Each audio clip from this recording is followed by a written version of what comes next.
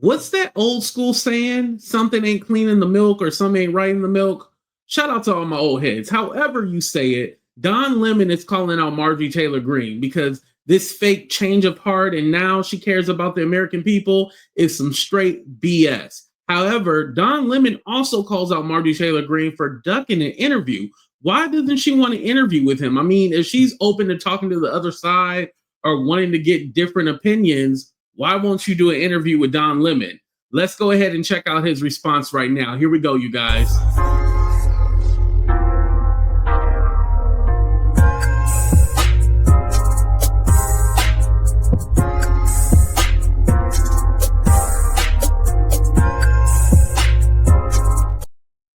All right, so go ahead and hit that like button and subscribe to the channel, and let's get into it, y'all.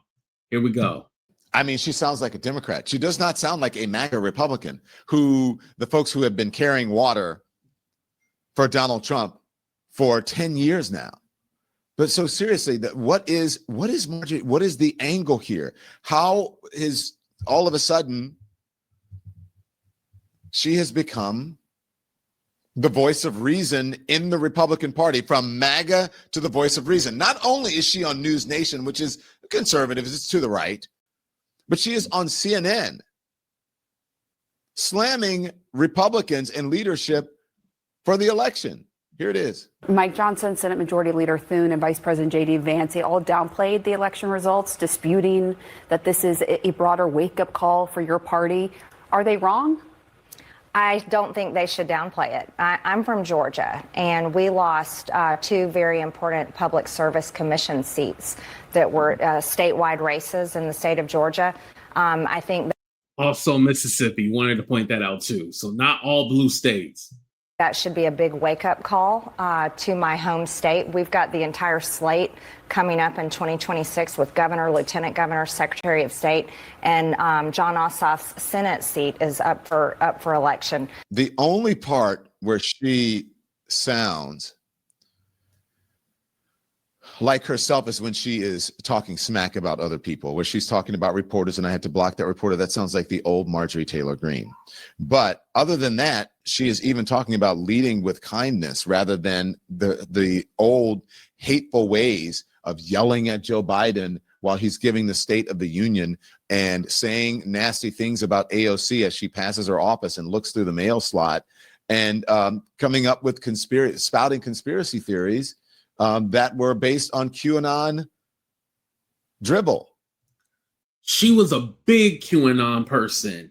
And I want to say this because, again, you know, when you're watching TV or a TV show or a movie, you know somebody is playing a character.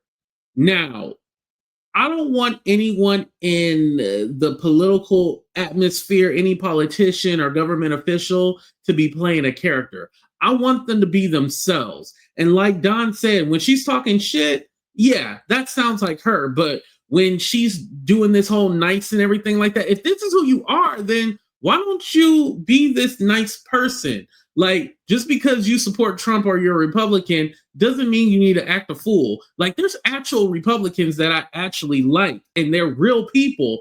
But all this MAGA and doing all the extra shit, I do not like that. And so this is why it's hard to believe that she actually does believe in what she's saying, or if this is a trick, or is she running in 2028 for president? Now she's talking about leading with kindness on the CNN. I talk to anyone that requests an interview with me.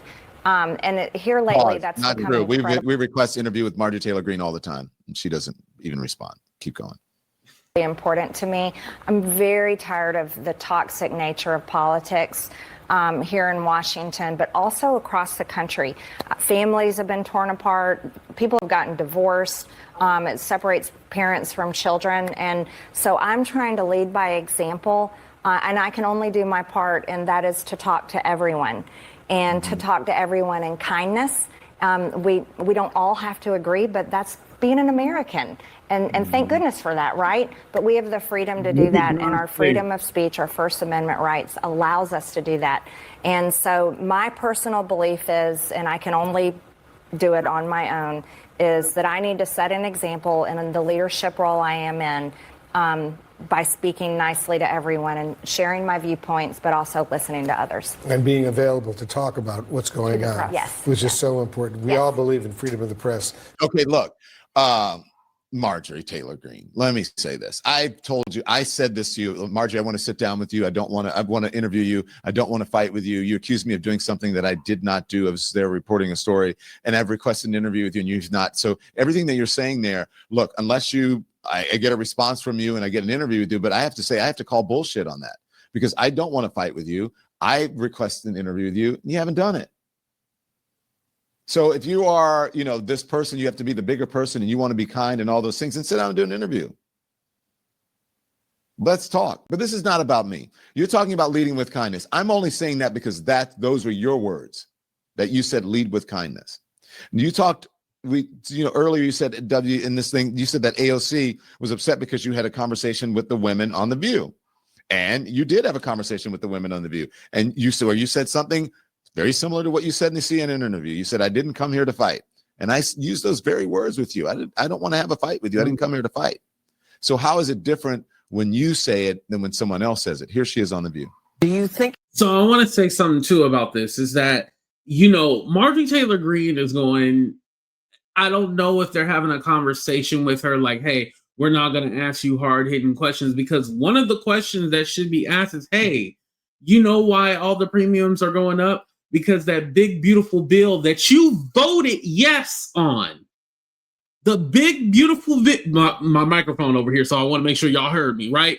The big, beautiful bill that you voted on, you voted yes. This is why premiums are going up. You are a part of the problem. Like, no one is calling her out on this. And remember, the big, beautiful bill, which is nasty, but remember, she said, I didn't read the bill. Y'all remember that tweet? I have been trying to find that tweet. I think she scrubbed it off the internet. But remember, she admitted she didn't read it? This is the person like, oh, I want to go on these different shows and talk to people. It's BS. I don't believe it. And I'm happy that Don is calling it out. It's a good idea for the military to be marching into our cities and towns right now because maybe people don't like the speech that they're hearing. How do we combat that and get back to going after the people who really are the problems? Well, on free speech, I want to say that I think that all of us right here are doing a great job of exchanging our ideas and things that we believe in, and we're doing it in a very professional and kind way. And in my opinion, I think we need more of that in America. I really do. And a lot of people wanted me to come on the show and say nasty things and all of us to fight. They wanted all of us to fight. Thank you for not doing that. Oh my goodness, no. I didn't want to around that. It's like 5-1. She could handle it, but she didn't want to. No, I didn't want to do that today because I believe that people with powerful voices like myself and like you, and especially women to women, we need to pave a new path. This country, our beautiful country, our red, white, and blue flag is just being ripped to shreds. And I think it takes women of maturity to sew it back together. Okay. Have you guys ever heard the old saying, I cannot hear what you say for the thunder that you are, which means that your actions speak more loudly than your words, and they're more indicative of your true character. So if your true character is that, then you will do that. You will show that. And so far, I don't see that. Now, I am perfectly willing and open-minded to allow, in myself to understand, or the belief and the possibility that people can change, that people can somehow figure out what their better nature is and go towards that and lean towards that and lead with that. I'm perfectly willing to do that. But but not just from a week or two of interviews or you saying that you are a certain thing until you prove that you are that thing with your actions. You say that, it is incumbent upon us to be able to do all of these things, and we have to lead, and we have to do all of the things that you say.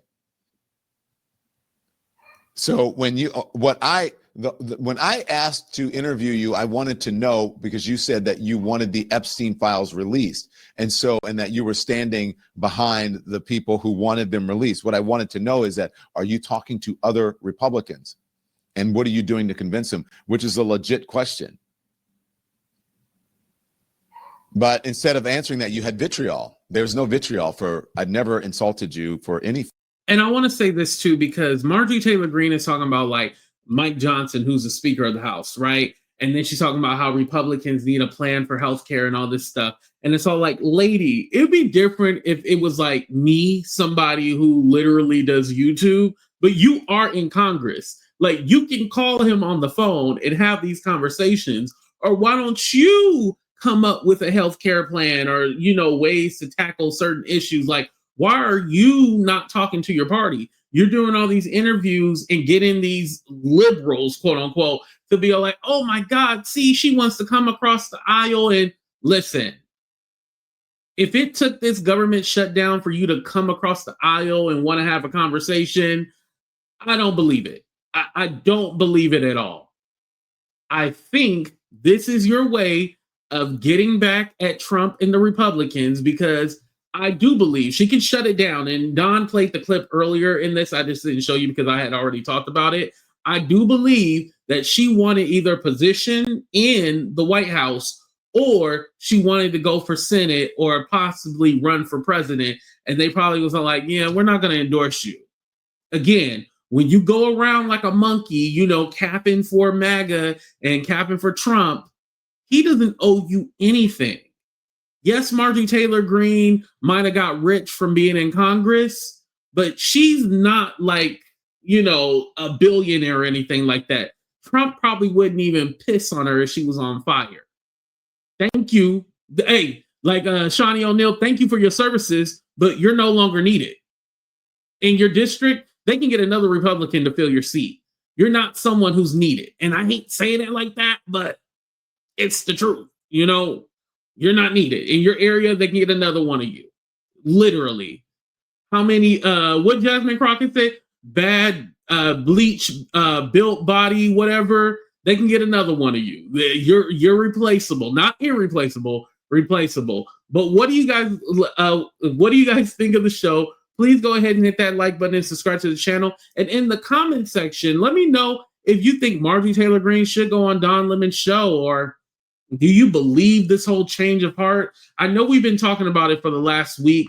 I'm one of the people that you can go back on record and see that I always been on Marjorie Taylor Greene neck, and I think that we should keep putting pressure on her. Like, let me know. I want to see how your vote goes with this whole government shutdown. When it goes back to the House, I want to see how your vote goes. Let's see if you really have change. If not, yeah, we know it was fake. Love y'all. We out.